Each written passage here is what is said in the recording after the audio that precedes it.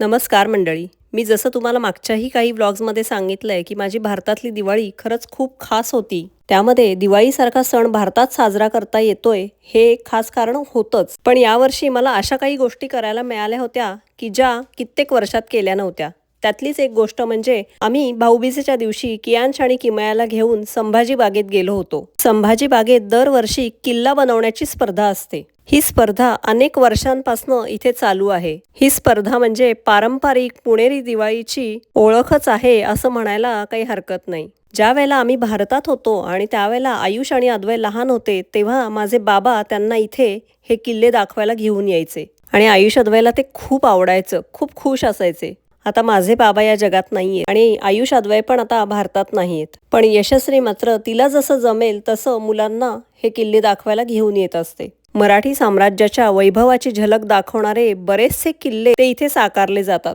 या स्पर्धेमध्ये बांधले जाणारे शिवकालीन किल्ले, त्याचं बांधणी तंत्र, तटबंदी, बुरुज, त्याच्या सभोवतालचा भूभाग, या किल्ल्यांमध्ये खिंडी कशा होत्या, पायवाटा कशा होत्या, या सगळ्याची माहिती मुलांना इथे मिळते. सकाळी आम्ही इथे जाऊन आल्यानंतर संध्याकाळी माझी सगळी फॅमिली मिळून आम्ही सगळे विष्णुवर्धन डायनिंग हॉलमध्ये जेवायला गेलो होतो. इथलं जेवण अतिशय रुचकर आणि चविष्ट होतं.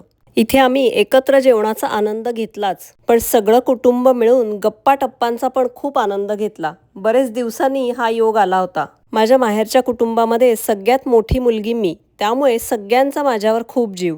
आणि दिवाळीमध्ये मी तिथे आहे म्हटल्यानंतर सगळ्यांना खूप आनंद झाला होता आणि मलाही सगळ्यांना एकत्र एका वेळेला भेटता आलं. जेवण झाल्यानंतर आम्ही बराच वेळ तिथे एकत्र गप्पा मारत बसलो होतो. सगळ्या जुन्या आठवणी निघाल्या, आमच्या लहानपणीचे किस्से आठवले, खूप धमाल आली.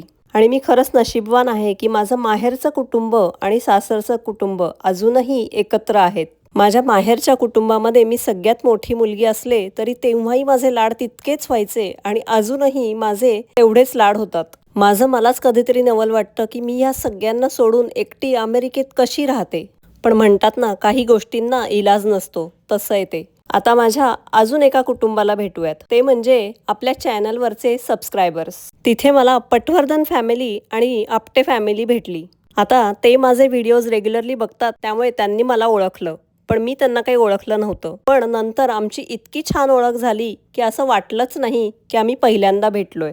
असे बरेच सबस्क्रायबर्स मला भारतामध्ये असताना भेटले आणि त्यांनी दाखवलेल्या प्रेमाने आणि कौतुकाने मी अक्षरशः भारावून गेले. असाच तुमचा आशीर्वाद आणि प्रेम कायम राहू देत. आणि हो, कमेंट करून तुमच्या प्रतिक्रिया मला नक्की कळवत जा. भेटूयात पुढच्या व्हिडिओमध्ये. तोपर्यंत स्वतःची काळजी घ्या. धन्यवाद.